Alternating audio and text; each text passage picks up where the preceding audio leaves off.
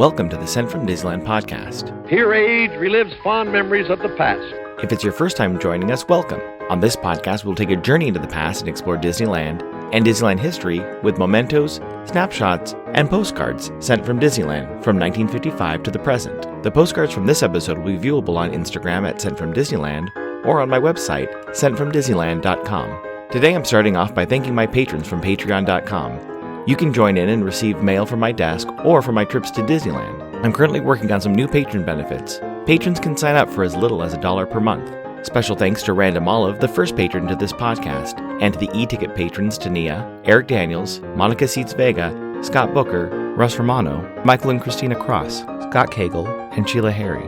C-ticket patrons Serious Inquiries Only, Debbie Weinstein, Jennifer Schneep, Grace Coate, Ben and Noel Bruning, and Patty Wool. B-ticket patrons The Disney Rewind Podcast, and Jeff and Paige Orton. And to the A-ticket patrons Elise Sharp, Zealot Infinity, Alexis Robles, Maggie and Henry Byers, Angelica Nablock, and the All Aboard Podcast. I am your host, your post-host Clocky, and today we have 2 postcards sent from Disneyland.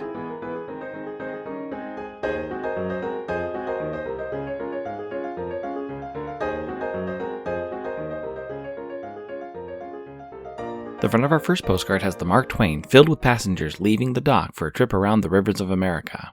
In the background, you can see the TWA Moonliner, the top of Sleeping Beauty Castle, the Skyway buckets, and even the top of King Arthur's Carousel. On the back it reads, Mark Twain, nostalgic ride down the rivers of America on the Mark Twain in Frontierland. It's postmarked March 16th, 1957, with an Anaheim cancel and a 2-cent red Jefferson postage stamp, Scott number 1033. I assume they visited the park on Friday, March 15th, when park hours were from 10 a.m. to 7 p.m. The weather was a high of 70 and a low of 44. Park attendance that day was 4,341.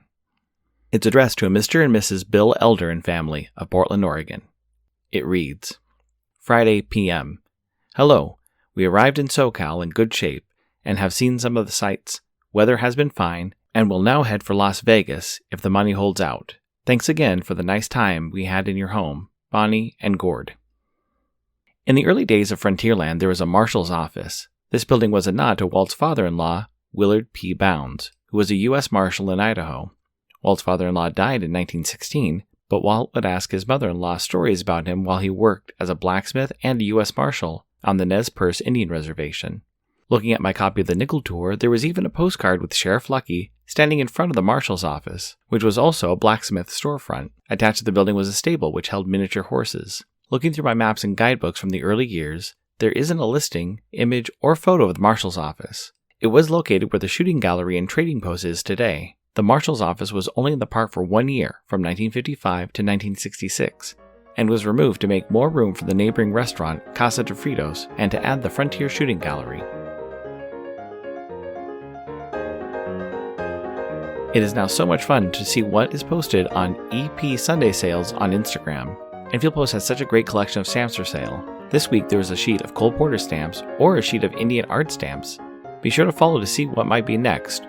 Or you can head over to EnfieldPost.com and explore all the different vintage stamps you can use on your next card or letter. That's ENFIELDPOST on Instagram and EnfieldPost.com for your wedding and vintage postage needs. Enfield Post is the official postage stamp sponsor of the Sent from Disneyland podcast.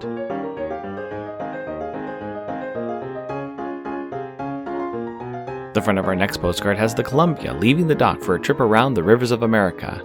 In the background, you can see the Skyway gondolas, the Golden Horseshoe Saloon, and if you look closely, you can see the Moonliner behind some trees. On the back it reads, Crewmen scramble aloft to set sail of Disneyland's 3-masted, full-rigged sailing vessel, the Columbia, a full-size replica of the original Windjammer, which was the first vessel carrying the United States flag to circumnavigate the globe. It's postmarked August 5th, 1959, with a Bryce Canyon, Utah cancel and a 3-cent purple Liberty postage stamp, Scott number 1035. I assume they visit the park on Tuesday, August 4th, when park hours were from 9 a.m. to midnight. The weather was a high of 82 and a low of 66. Park attendance that day was 34,330. It's addressed to a Miss Deanne Gish of Cincinnati, Ohio. It reads, Hi, having fun.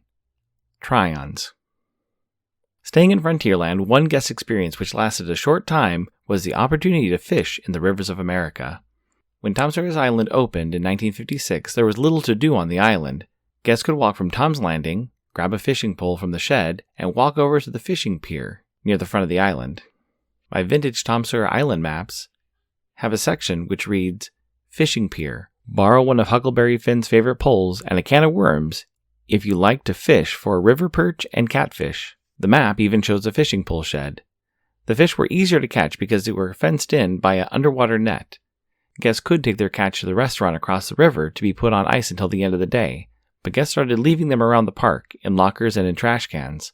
This bad disposal habit caused problems and prompted the closure of the fishing pier. Although many sources claim the fishing stopped in 1956, guidebooks mention the fishing pier into the early 1960s, and my 1957 Tom Sawyer map still lists fishing as an attraction on the island.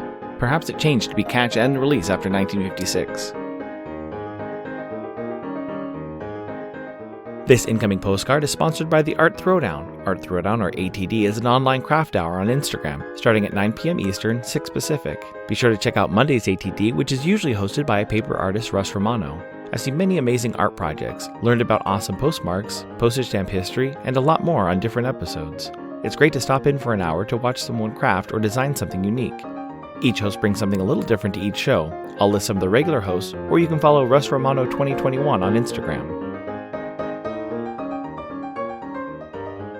The front of my incoming postcard has a hand-drawn image of Mickey and Minnie sharing a turkey with the words Happy Thanksgiving written on the bottom. It's postmarked November 15, 2022, with a Carroll Stream, Illinois cancel and a George Morris Phenomena Against the Crimson Forever postage stamp, Scott number 5689. It reads, 11/14/2022. Hello, Clocky. Thank you for your Sent Disney postcard. Any travels for Thanksgiving? We have a 40-minute drive one way. We will eat, chat, and go home. Nothing too exciting. Kristen. Thank you so much for the postcard, Kristen. Drove a little further than you did this year, but got home before midnight. Then watched the Guardians of the Galaxy holiday special on Disney+. It feels so good to be home this weekend after so much travel over the last few months. I love getting handmade postcards in the mail. I have a few friends who make their own postcards, and it's nice to have little pieces of original artwork in my postcard collection. Thanks for listening to Sent from Disneyland. If you enjoyed this podcast, please subscribe and tell your friends. It would be awesome to share your favorite episode. There are over 100 episodes to choose from. It would also help to leave a 5-star rating and comment on whatever podcast platform you use. If you'd like to support the show financially, please check out our Patreon page at patreon.com/sentfromdisneyland. You can find me on Instagram and Facebook at Sent From Disneyland, or on Twitter at Sent From Disney. For questions and comments, send me a postcard addressed to Sent From Disneyland, P.O. Box 44, Hood, California, 95639. This podcast is not affiliated with Disney, the United States Postal Service, or any post office or Disney properties. Opinions expressed on this podcast belong to its host and guest of the Sent From Disneyland podcast.